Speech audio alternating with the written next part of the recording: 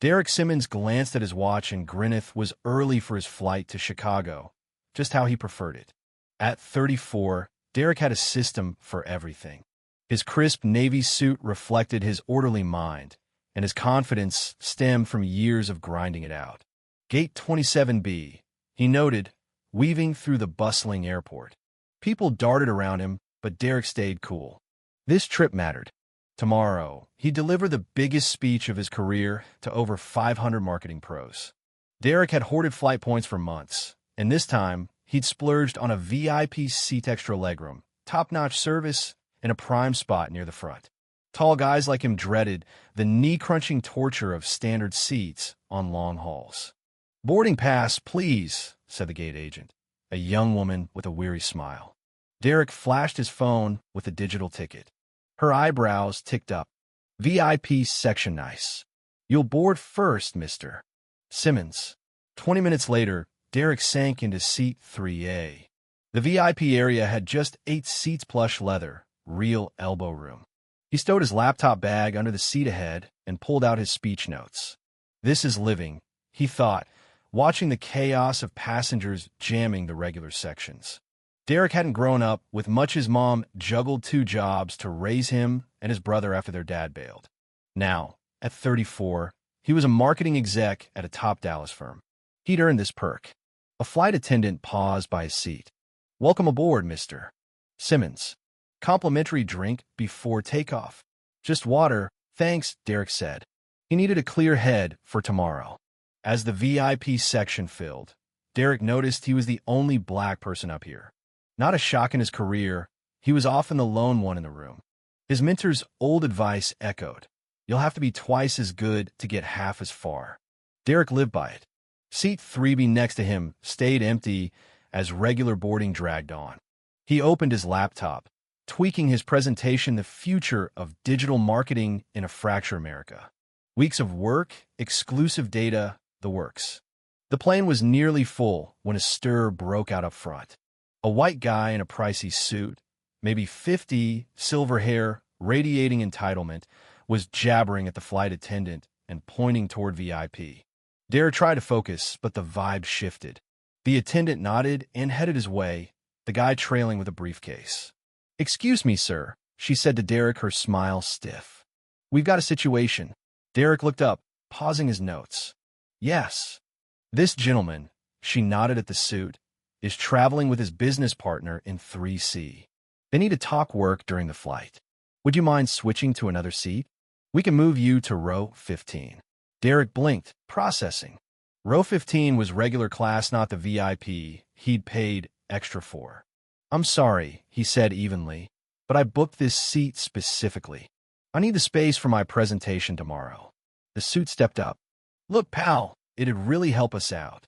I'm sure your presentation can wait." Eyes swiveled to Derek. He took a slow breath. This wasn't his first rodeo.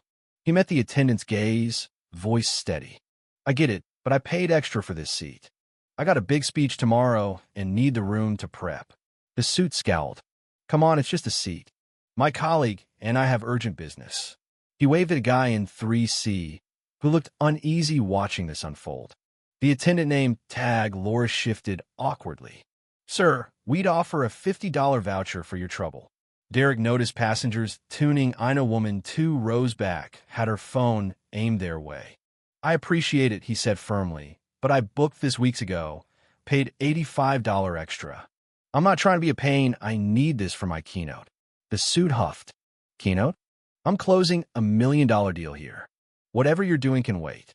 Derek felt that familiar burn in his chest, but kept his face blank, showing heat never helped. "Sir, please lower your voice," Laura said to the suit, softer than she'd been with Derek. Another attendant appeared, older, stern, name tag Ellen, lead flight attendant. "What's the issue?" Laura briefed her, framing it as the suit's need to sit with his buddy while skimming Derek's side. "Sir," Ellen turned to Derek, "we need your cooperation. The flight's full, and we're behind schedule." "I'm cooperating," Derek said. "I'm in the seat I paid for. I don't get why I'm being asked to move when my ticket says 3A. More phones popped out. A teen girl across the aisle was filming. An older white lady behind Derek piped up, Why not ask that other guy to move to 15? Why this young man? Ellen ignored her. The suit was getting louder. This is absurd. He'd been platinum for 15 years. The pilot, alerted by the crew, stepped out Captain Hayes, per his tag. What's going on? He asked, voice firm. Ellen called it a seating dispute delaying takeoff. Show me both boarding passes, Hayes said. Derek handed over his phone.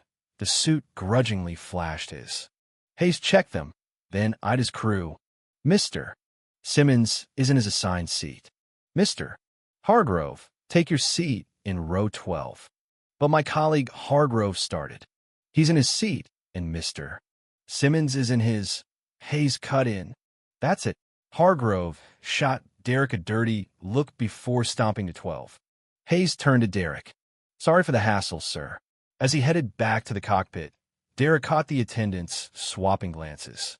It was over, but the tension had been here before. Phones dipped, but this was already online fodder. Takeoff was 20 minutes late. Climbing into the sky, Derek tried refocusing on his slides, but his pulse still raced.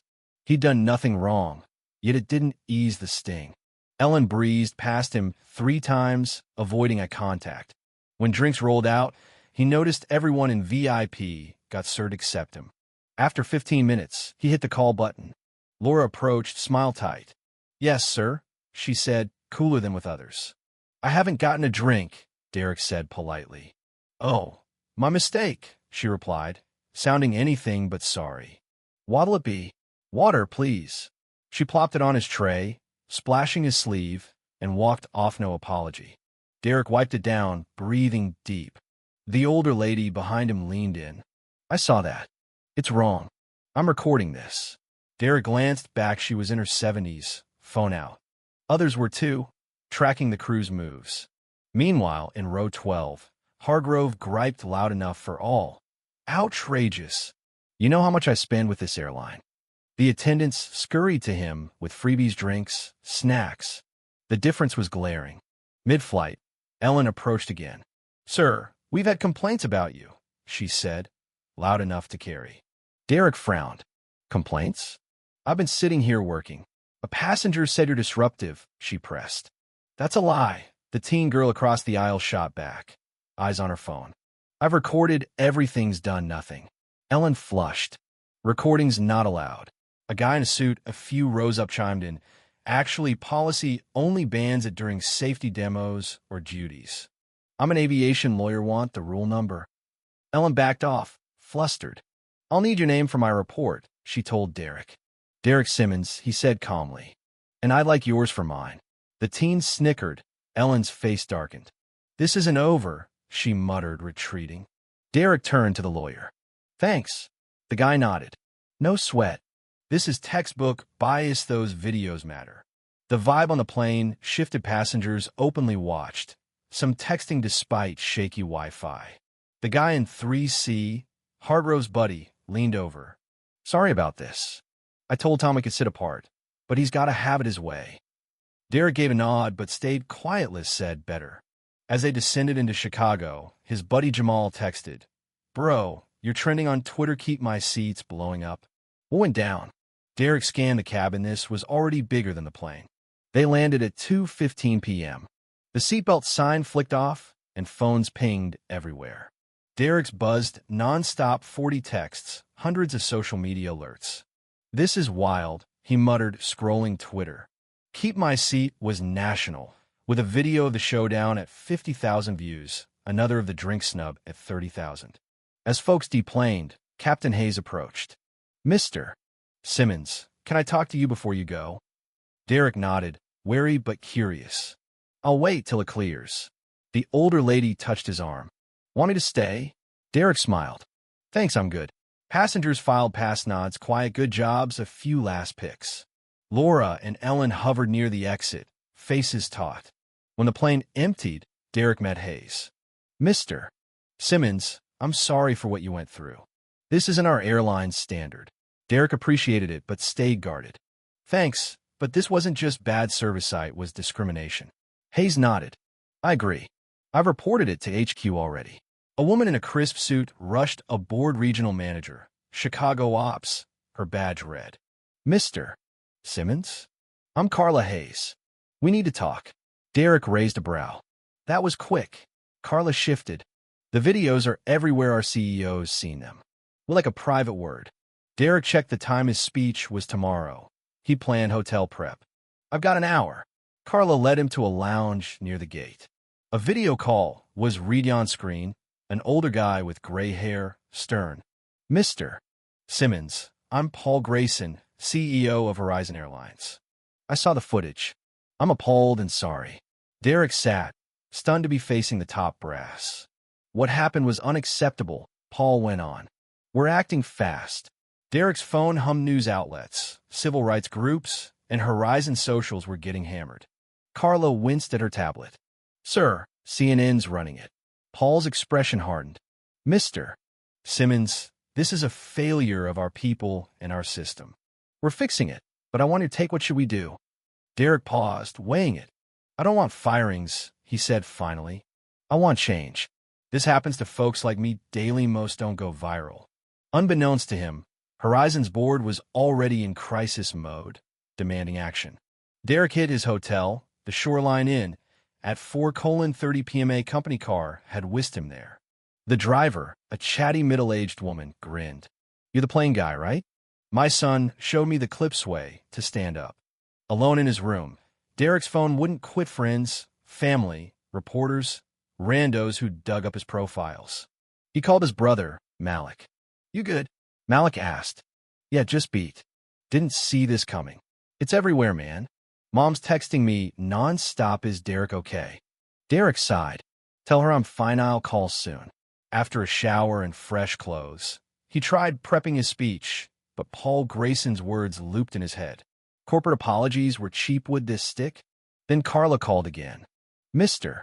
Simmons, update. Our board met. The whole flight crew's out, effective now. Derek froze. The whole crew. Not Captain Hayes reported it right.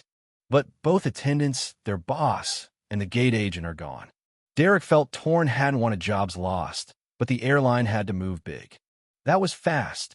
The videos were proof, Carla said. Zero tolerance. Also, the CEO wants you as a diversity training consultant. Before he could answer, a CNN alert popped up. Airline axes crew after viral bias incident. Still there? Carla asked. Yeah, it's just a lot. No rush on the consultant gig, but we're serious. Post-call, Twitter showed Horizon fired trending with Keep My Seat. Reaction split. Praise for the swift cut, debate over fairness. The older lady texted, saw the news justice done. You held it together so well. That night, Derek ordered room service, try to refocus. Tomorrow, 500 marketing pros awaited his Fractured America talk now with a fresh angle. Another Buzz Hargrove posted a LinkedIn apology, swearing no racial intent, just regret. Derek ignored it. Tomorrow mattered. Wouldn't let this define him. At 6 a.m., Derek woke to a phone ablaze. A story had ballooned. His name was in headlines. Marketing exec Derek Simmons, not just black passenger. He suited up sharp. His speech still counted. At the hotel breakfast, 3 people approached. A waitress whispered, My cousin deals with that crap. Thanks for fighting. A businessman shook his hand. A family nabbed a selfie. By 9 a.m., at the Chicago Marketing Summit, the coordinator pounced. Derek, your session's now main hall. Triple the crowd. Triple. Your national news of everyone's here for you. Setting up, an email hit from Laura, the fire attendant. Mr. Simmons, I'm sorry. Losing my job made me see I didn't think I was racist, but the videos proved me wrong. I treated you bad, and I'm sorry. Derek read it twice, unsure how to feel. Before he could reply, the hall flooded. 1,000 seats, filling fast. The director took the mic. We're honored to present a speaker who's not just studied marketing in a divided America, but lived it. Derek Simmons. Applause roared as Derek stepped up, facing a sea of faces, cameras rolling. He took a breath. I prepped this talk weeks ago. Data, strategies for divided spaces. I'll share that, but first, yesterday's flight to Chicago. For 15 minutes, he laid it out calm, no venom. When that attendant asked me to move, she likely didn't think this is 'cause he's black. She thought she was helping a VIP. But would she have asked a white exec in a suit? What snap judgments kicked in? The room hung on every word, notes scribbled, phones recording. In marketing, we obsess over customer experience, stats, demographics, Derek went on. But yesterday showed me behind every number is a person with dignity. Respect has to drive it all. As he hit his slides, he knew this talk would echo not just for data, but for its weight. Post-speech, a standing ovation erupted. People swarmed handshakes, questions. A woman in a blazer handed him a card. Lydia Kim, Canaanite's show? Another. Mark Evans, Good Morning America fly to New York tomorrow. 6 network cards piled up, plus radio and podcast pings. Derek turned to the organizer. Quiet spot for a call. In a small office, he dialed. 6 months later, Derek sat in his Chicago office, gazing at the skyline. The door read, Derek Simmons, founder and CEO, Dignity, First Consulting. After his CNN spot went mega viral, companies flooded him with diversity training gigs. 3 weeks post-incident, he'd quit his exec job to launch this. Ready for the meeting? His assistant, Zoe, asked. Horizon Airlines is here. Derek nodded, fixing his tie. Bring him in. Paul Grayson, CEO, led the crew. Carla and 3 execs followed. Regular clients now. Derek, Paul said, shaking hands, the new program's killing employee satisfaction's up. Bias complaints down 40%. Glad to hear it, Derek replied. But stats are half the tale. How's the vibe? The new crew chief spoke. Real shift staff call out biases, talk tough stuff. Reviewing data, Derek marveled at the change. His firm had 15 staff, clients across sectors. The plain video? He'd hit talk shows, podcasts, even Congress on transit equity. After, he met someone else, Laura, the ex-attendant at a coffee shop. Thanks for coming, she said. New job good? Derek asked.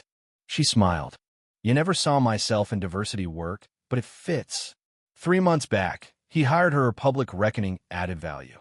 They built a module, owning the error, now at Horizon. Paul says it's working, Derek told her. That matters, she said. Something good from that awful day. A young black woman approached shyly. You're Derek Simmons? He nodded.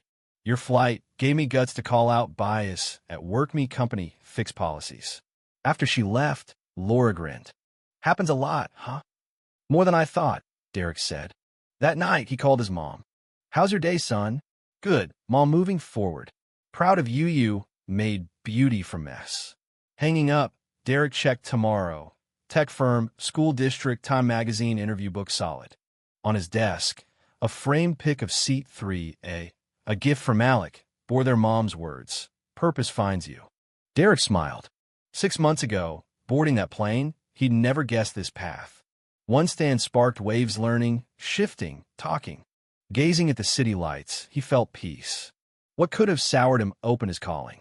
Purpose had found Heimer, he'd found it.